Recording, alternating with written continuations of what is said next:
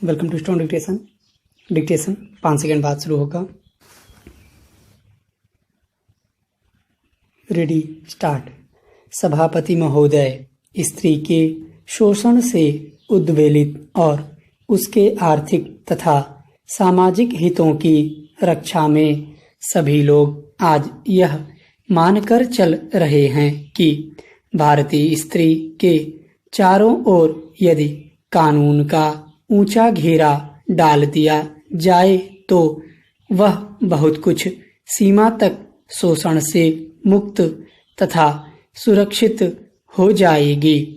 यकीनन कानून की सत्ता के प्रति इनकी गहरी आस्था यह संकेत देती है कि अनेक कानूनी अधिकारों से वंचित होने के कारण ही भारतीय स्त्री उत्पीड़ित और शोषित है। इनके पास उनकी बहुत सी समस्याओं का सीधा साधा समाधान है। कानून के रामबाणों का निर्माण। इन रामबाणों के हाथ में आते ही भारतीय स्त्री सबल और सक्षम हो जाएगी। कानून की शक्ति के प्रति इनका विश्वास इस तथ्य के बावजूद भी है कि अब तक जितने कानून बने हैं यथार्थ और व्यवहार के धरातल पर आमतौर से काठ की तलवार ही साबित हुए हैं। काठ की तलवार तभी तक भयभीत कर सकती है जब तक उसे दूर से चमकाया जाता है या उसे आजमाया नहीं जाता। इसके भरोसे जो स्त्री संघर्ष में विजयी होने का स्वप्न देखती है उसे यह स्वप्न बहुत महंगा पड़ता है। कानून की पुस्तकों में बताए अधिकारों को जीवन में यथार्थ में उतारने के साधन सामान्य भारतीय स्त्री के पास नहीं है। जो मुट्ठी खाली है कानून भी उस मुट्ठी के बाहर रहता है। इसके साथ समय और शिक्षा का अभाव और जुड़ जाता है। भारतीय स्त्री की लाचारी मूलतः साधनों की लाचारी है। इसलिए उसके पक्ष में बनाए गए कानून भी उसके जीवन को नई दिशा देने में तब तक असफल ही रहेंगे जब तक भारतीय स्त्री साधन संपन्न नहीं हो जाती। शोषण के कई मामले ऐसे भी हैं जिनसे भिड़ने का रास्ता कानून के पास भी नहीं है। अविवाहित स्त्री का परिवार द्वारा सम्मिलित शोषण इस प्रकार के शोषण का सबसे अप्रिय उदाहरण है। दिलचस्प बात यह है कि इसमें शोषण पुरुष समुदाय के साथ साथ स्त्री का योगदान लगभग बराबर का ही होता है। आजादी के बाद के दशकों की तुलना हम आज करें तो एक नए समाज का रूप उभरकर सामने आता है। शहरी निम्न मध्यम वर्ग और कुछ सीमा तक मध्यम वर्ग में भी शिक्षित अविवाहित स्त्रियों की संख्या लगातार बढ़ती जा रही है, किंतु इस वर्ग में अविवाहित स्त्रियों की बढ़ती संख्या को नारी मुक्ति के साथ जोड़ना सरासर गलत होगा। यह नारी मुक्ति का नहीं, उस पर हो रहे एक नए प्रकार के शोषण का प्रमाण है। आज इस वर्ग के माता पिता का अपनी कमाऊ बेटी के पीले हाथ करने के प्रति उत्साह घटता जा रहा है। वे उसे हर तरह से अविवाहित रहने के लिए प्रेरित करते हैं। जहां प्रेरणा पर्याप्त नहीं होती वहां युक्तियां भिड़ाकर उसे अविवाहित रखा जाता है।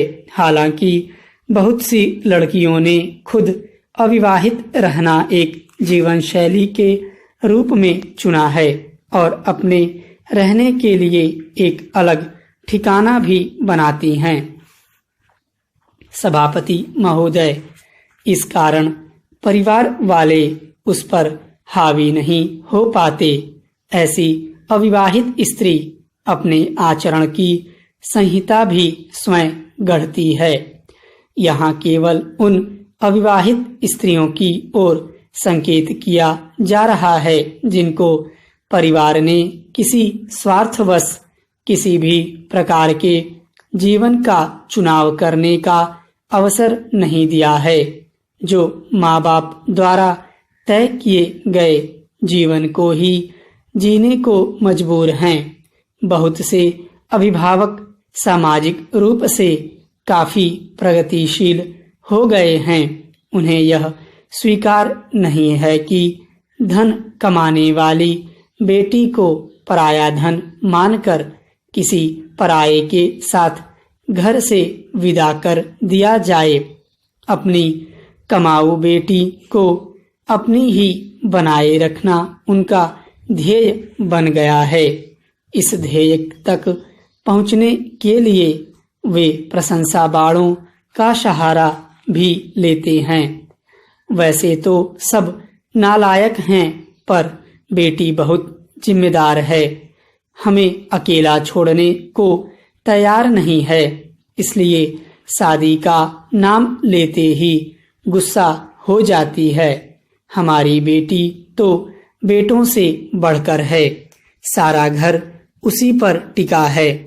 जिम्मेदार होने का आला खिताब पाने के बाद बेटी तन मन धन से माता पिता की सेवा में समर्पित हो जाना स्वाभाविक है। इसमें उसे नैतिक रूप से भाइयों से आगे निकल जाने का मानसिक संतोष भी मिलता है। प्रशंसात्मक ऐसे जुमले वास्तव में एक मनोवैज्ञानिक अस्त्र का काम करते हैं। अपनी हर आज्ञा मनवाने वाले माता पिता बेटी के जीवन के अहम प्रश्न पर उसकी तथाकथित इच्छा के आगे नतमस्तक हो जाते हैं। बेटी की ऐसी इच्छा में उन्हें विद्रोह की गंध नहीं आती। अतः ऐसे में किसी प्रतिवाद या भर्त्सना का प्रश्न भी नहीं उठता है। इस विद्रोह को जग जाहिर करके वे एक गहरे गौरव का अनुभव करते हैं। अविवाहित स्थिति को स्वीकार करके बेटी अपने शरीर के नकार को भी स्वीकार कर लेती है। भारतीय परंपरा में शरीर के नकार का ऊंचा स्थान है। शरीर का यही नकार संतों की सबसे बड़ी पहचान है। संतों का अनुसरण करके बेटी माँ बाप का यश बढ़ा देती है। विवाह के लिए बेटी की अनिच्छा के सार्वजनिक प्रचार के पीछे एक विशेष उद्देश्य छिपा रहता है। माता पिता की अपनी सार्वजनिक आलोचना से बचाव। उन्हें इस बात का भी पूरा भरोसा है कि उनके सार्वजनिक प्रचार के प्रतिवाद में बेटी अपने होठ नहीं खोलेगी।